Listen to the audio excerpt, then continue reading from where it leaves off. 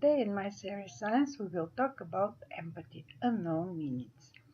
Today is a historical day in my life. At 11:59 p.m.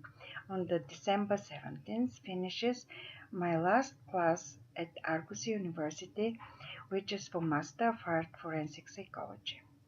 It was one absolutely exciting class.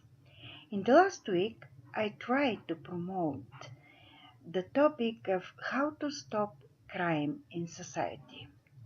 The idea was that today we have so many forensic psychologists that at the same time the crime increases, the victims also become more and more.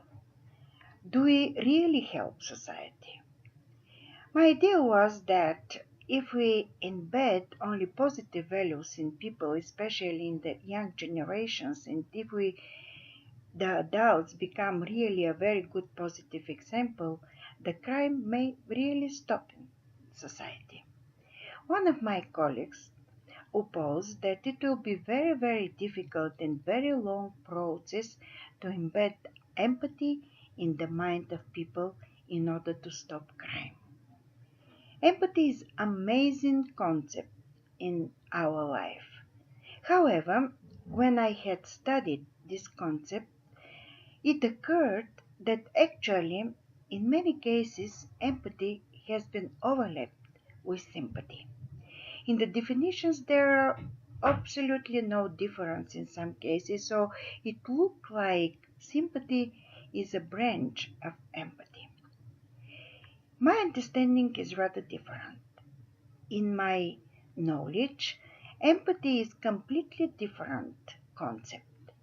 Sympathy is the way to understand the people, to feel their pain. But sympathy doesn't need response. Empathy. Empathy is the way with active projects, with active relation to people with problems to help them to go on the road of happiness, on the road of success. We can help ourselves, we can help others with empathy, which really may change society. It is very clear from perspective of forensic psychology. Empathic could be the clinicians, which actually provide assessments of the victims or the criminals, and they have been trying to help these people. Whilst forensic psychologists, they cannot be empathetic or empathic. They could feel sympathy even for the criminal, but according to the legal rules, there is a consent and they need to obey the law. So, if you first understand the difference between empathy and sympathy, probably the second step will be to think more about empathy in our life and in this way to stop the crime. In this amazing course, I was able, thanks to my professor, Dr. Arina, to finish one paper which is now submitted for publication.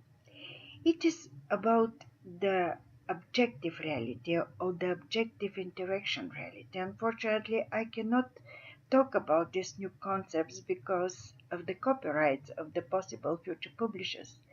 But these open the space for my favorite concept, empathy.